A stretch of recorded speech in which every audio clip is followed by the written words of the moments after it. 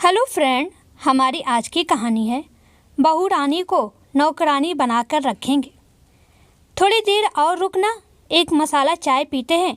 अभी 6 ही तो बजे हैं, क्या जल्दी है घर जाने की? नीता ने अनन्या से कहा। तू नहीं समझेगी मेरा दर्द। सास ससुर ननद चाय के लिए मेरी राह देखते होंगे। पिंकी को भी भूख लगी होगी।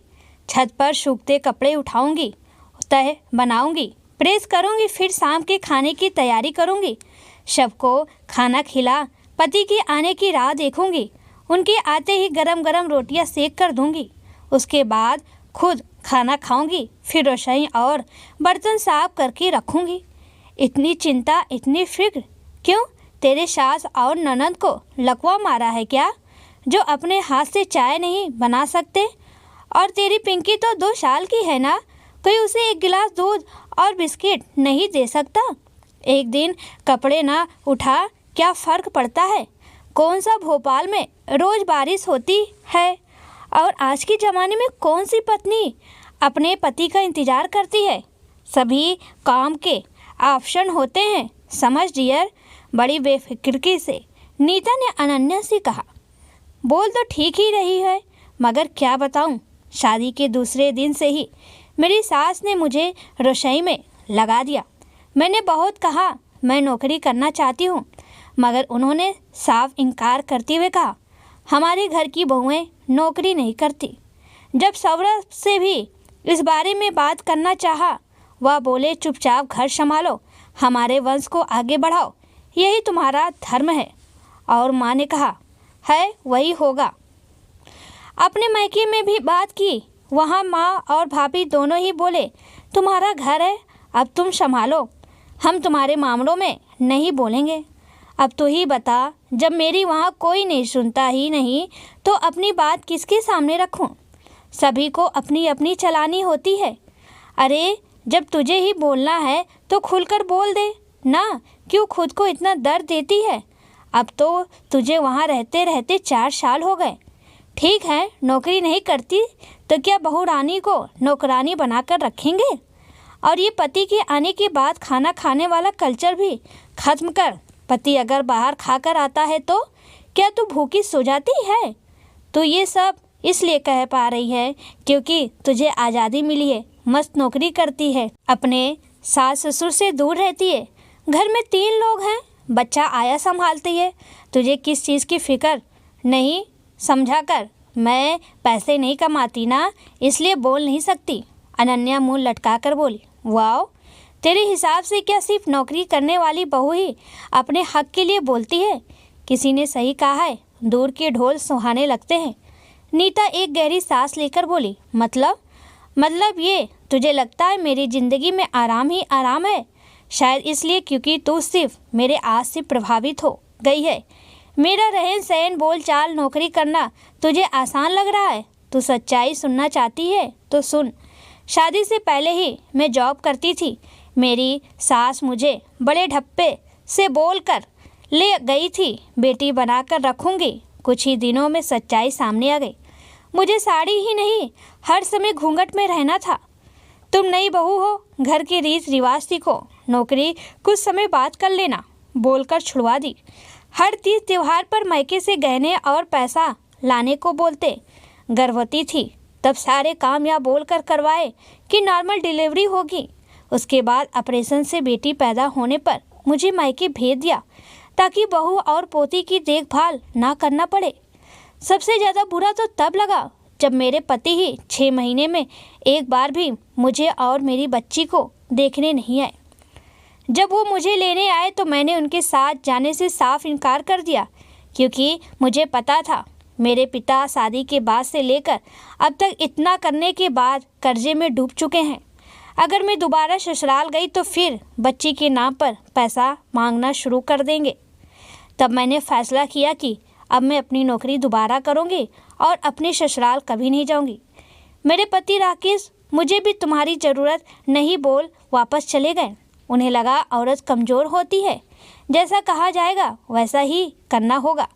सास ससुर ने उन्हें मुझे छोड़ने के लिए बोल दिया, मगर अगले 6 महीने में राकेश की अकल ठिकाने आ गई, क्योंकि अब मेरी सास को पता चल गया था घर में काम करने वाली बहू चली गई है। राकेश को भी अब कोई महत्व नहीं मिल रही थी। सबको बस उसके पैसे चाहिए होते थे। घर में खाना तक नसीब नहीं था। उन्हें होटल और मेस का खाना खाकर अक्ल ठिकाने आ गई उनकी। साल भर बाद वो मुझसे मिलने मेरे घर आए और बोले, मैंने एक मकान किराए पर लिया है, अब हम तीनों वहीं जाकर रहेंगे। तुम नौकरी कर सकती हो, मेरी तरफ से कोई रोक टोक नहीं। बच्ची को हम दोनों मिलकर पालेंगे। मुझे समझ आ गया है, मेरे घर वाले मुझे सिर्फ स्वार्थ सिद्धि का जरिया समझते थे और साथ में तुम्हें भी टॉर्चर कर रहे थे।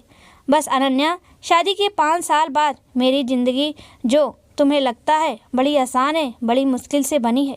नीता ने अपने आंसू पोंछते हुए कहा, अरे यार, मुझे माफ़ करना, मुझे नहीं पता था तेरे साथ इतना कुछ हो चुका है। तूने सच ही कहा है, दूर के डोल सुहाने लगते हैं। जब तक सच्चाई का पता ना हो तब तक किसी के बारे में राय नहीं बनानी चाहिए। चल अब ज़्यादा सेंटी मत हो। अगर तू समझ ही गई है तो अपनी फिक्र करना शुरू कर। और तूने क्या कहा था, कमाने वाले ही बोलते हैं? क्या तेरी सास ननद पैसा कमाती है जो इतना बोलती है? कुछ वक्त के लिए हालात मंजूर किए जा सकते हैं, लेकिन समझौता करना अपने जीवन को किसी और के हाथों में सौंपना जैसे होता है। फिर वो आपको जैसे चाहे नचाता फिरे। इससे अच्छा है आवाज़ उठाएं, ना कहना सीखो।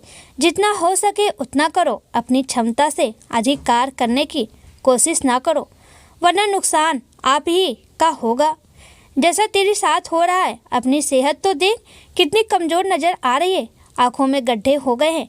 बहन, घर गृहस्थी के अलावा भी दुनिया होती है, ये बात समझ। और आगे तू समझदार है। नीता की बात समझ अनन्या भी कुछ सोच रेस्टोरेंट से घर पहुंचती है, जिसे देखते ही, बहू, तुम्हें थोड़ी देर बाहर जाने की इजाज़त क्या दी? तुम्हारा तो पर ही निकल आया है। 1 घंटे का बोल कर गई थी, 3 घंटे बाद आ रही हो। तुम्हें पता है चाय तुम्हारी ननद को बनानी पड़ी। ससुर जी तो गुस्से से आग बबूला हो रहे थे।